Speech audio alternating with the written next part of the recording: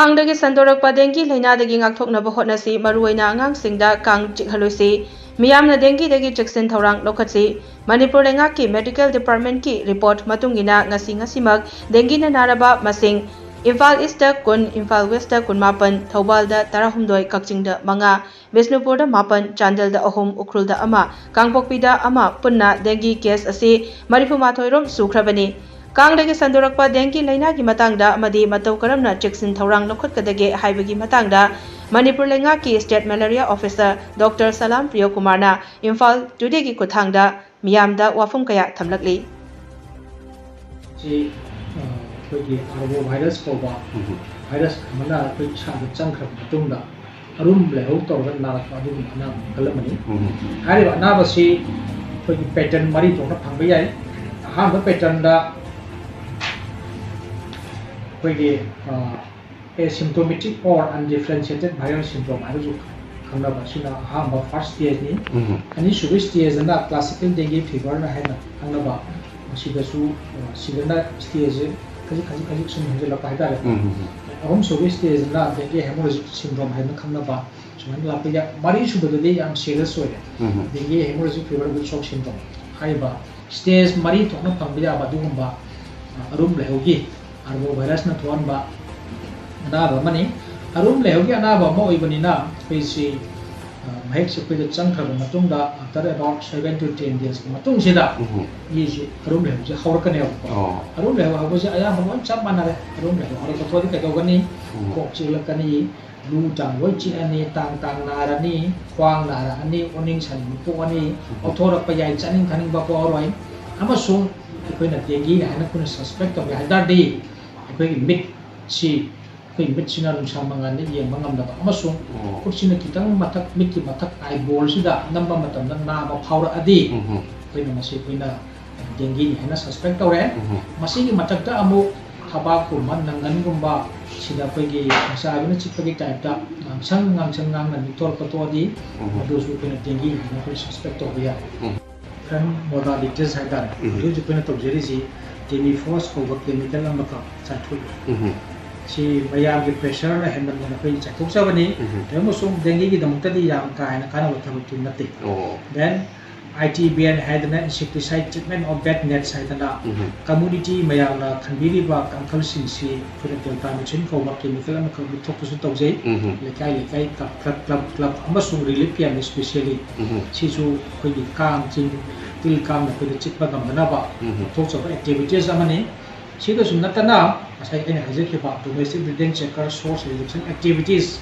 Awareness then jingle ꯔꯦꯗꯤꯑꯣꯗ ꯀꯔꯤꯗ ꯂꯥꯎꯔꯒ ꯑꯩꯈꯣꯏ ꯍꯧꯖꯤꯛ ꯂꯥꯎꯕ ꯍꯧꯖꯔꯦꯕ꯫ ꯔꯦꯗꯤꯑꯣꯒꯤ ꯅꯨꯃꯤꯗꯥꯡꯒꯤ ꯄꯨꯡ 13:30ꯒꯤ ꯃꯃꯥꯡꯗ ꯔꯦꯗꯤꯑꯣ ꯖꯤꯡꯒꯜꯁ ꯇꯧꯔꯦ꯫ ꯔꯦꯗꯤꯑꯣ ꯅꯣꯡꯉꯤꯟꯗꯁꯨ ꯉꯔꯥꯡꯗꯒꯤ ꯑꯩꯈꯣꯏ ꯖꯤꯡꯒꯜꯁ ꯊꯥꯗꯣꯛꯄ ꯍꯧꯖꯔꯦ꯫ ꯃꯌꯥꯝ ꯑꯁꯤꯒꯨꯝꯕ ꯃꯌꯥꯝꯁꯤ ꯇꯥꯁꯤꯟꯕꯤꯔꯦ ꯍꯥꯏꯔꯒ ꯂꯧꯁꯤꯟꯕꯤꯔꯣ꯫ ꯂꯧꯁꯤꯜꯂꯒ ꯊꯕꯛꯇ ꯑꯣꯟꯊꯣꯛꯄꯤꯔꯛꯇꯕ ꯊꯣꯛꯑꯗꯤ ꯍꯥꯏꯔꯤꯕ ꯃꯁꯤ ꯑꯩꯈꯣꯏꯅ ꯄꯤꯖꯔꯤꯕ ꯑꯦꯋꯥꯔꯅꯦꯁ ꯂꯧꯁꯤꯡ ꯃꯌꯥꯝꯁꯤꯡꯁꯤ ꯄ꯭ꯔꯖꯥ ꯃꯌꯥꯝꯅ ꯊꯕꯛꯇ ꯑꯣꯟꯊꯣꯛꯄꯤꯔꯛꯇꯕ ꯊꯣꯛꯑꯗꯤ ꯃꯁꯤ ꯗꯦꯡꯒꯤꯁꯦ ꯊꯤꯡꯕꯗ ꯌꯥꯝꯅ ꯋꯥꯒꯅꯤ꯫ ꯗꯦꯟ ꯃꯔꯨꯑꯣꯏꯅ ꯑꯅꯥꯕ ꯑꯃꯈꯛ ꯊꯤꯡꯁꯦ ꯍꯥꯏꯇꯥꯔꯗꯤ ꯑꯩꯈꯣꯏꯅ ꯋꯦ ꯃꯦꯊꯠ ꯑꯅꯤꯈꯛ ꯎꯕ ꯌꯥꯏ꯫ ꯅꯝꯕꯔ 1ꯗ ꯚꯦꯛꯁꯤꯅꯦꯁꯟ ꯇꯤꯀꯥ ꯊꯥꯗꯣꯛꯄ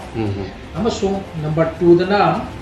ꯑꯅꯥꯕꯁꯤ ꯑꯩꯈꯣꯏꯗ ꯀꯃꯥꯏꯅ ꯇꯧꯅ ꯆꯪꯉꯛꯀꯦ ꯍꯥꯏꯕ ꯄꯣꯠꯁꯤ ꯈꯪꯉꯕ ꯃꯇꯨꯡꯗ ꯃꯁꯤꯒꯤ ꯆꯪꯉꯛꯄꯒꯤ ꯂꯝꯕꯤꯁꯦ ꯊꯤꯡꯅꯕ ꯍꯣꯠꯅꯕꯁꯤꯅ ꯁꯤꯒꯤ ꯑꯅꯥꯕ ꯑꯦꯅꯤ ꯑꯅꯥꯕ ꯑꯃ ꯊꯤꯡꯕꯒꯤ ꯂꯝꯕꯤ ꯑꯃ ꯑꯣꯏ꯫ ꯑꯗꯨꯒ ꯗꯦꯡꯒꯤꯒꯤꯗꯃꯛꯇꯗꯤ ꯚꯦꯛꯁꯤꯅꯦꯁꯟ ꯇꯤꯀꯥꯁꯤ ꯍꯧꯖꯤꯛ ꯑꯟꯗꯔ ꯄ꯭ꯔꯣꯁꯦꯁ ꯈꯔꯗꯤ ꯄꯨꯊꯣꯛꯄ ꯌꯥꯎꯔꯦ꯫ ꯄꯨꯊꯣꯛꯏꯕ ꯄꯣꯠꯁꯤ ꯃꯥꯁꯀꯤ ꯑꯣꯏꯅ ꯄꯨꯂꯞ ꯃꯤꯄꯨꯝ ꯈꯨꯗꯤꯡꯃꯛꯀꯤ ꯑꯣꯏꯅ ꯁꯤꯖꯤꯟꯅꯕ ꯌꯥꯔꯦ ꯍꯥꯏꯕꯒꯤ ꯑꯦꯄ꯭ꯔꯨꯚꯦꯜ ꯑꯩꯈꯣꯏꯗ ꯐꯪꯖꯗ꯭ꯔꯤꯕ ꯍꯥꯏꯇꯥꯔꯦꯀꯣ꯫ ꯑꯗꯨꯒꯨꯝꯕ ꯑꯟꯗꯔ ꯄ꯭ꯔꯣꯁꯦꯁ ꯂꯩ꯫ ꯑꯗꯨꯅ ꯗꯦꯡꯒꯤꯁꯤ ꯃꯔꯨꯑꯣꯏꯅ ꯑꯦꯗꯤꯁ ꯀꯧꯕ ꯃꯍꯤꯛ ꯌꯥꯎꯕ ꯀꯥꯡ ꯑꯃꯣꯝꯁꯤꯅ ꯑꯩꯈꯣꯏꯗ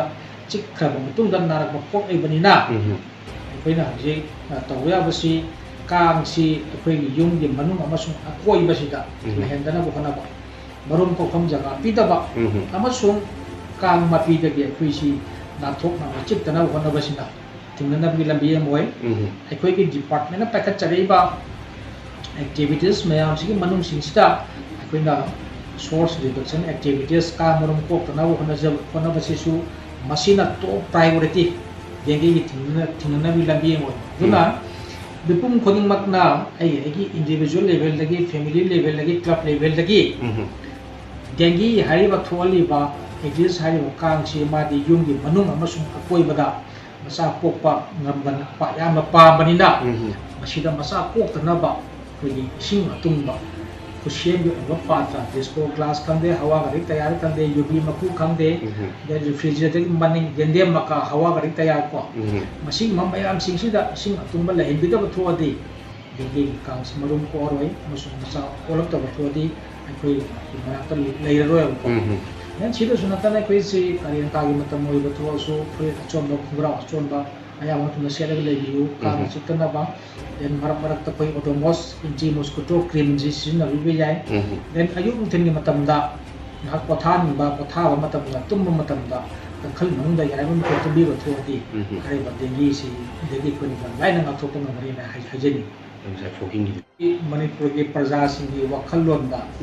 fogging tawraga kang hidak kari pagi dengue hariba na basi sang pangamaroi haidana khanba wakalon makaklei mayamna khanbiri ba wakalon jina chomam mathodi Manipur government amasu India gi government jina kaidu bagi lekai Manipur gi mafam ko mada kaidu bagi masoina fogging tawdri bano si question madum hanga si ko adu fogging tawbasi karam kana tawgena hajadar de akhoi department ki side ke jo tawjari karam kana taw hadar de kana gumba lekai amada jaga amada dengue hariba case thokpa thoadi akhoi khalli si hariba jaga sida mahik jawba Aedes kang amom sin lairi ni presume towe